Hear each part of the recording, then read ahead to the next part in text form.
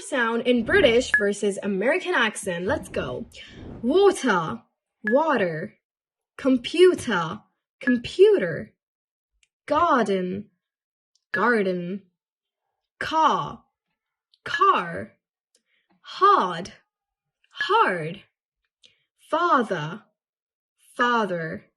Sister, sister. Board, board. Bar, bar. Mother, mother. Now, if you notice that in American accent, people usually roll their R's and pronounce it like R, whereas in British accent, we don't usually pronounce the whole letter. Basically, we drop the R's at the end of a word or after a vowel. So this is British versus American accent.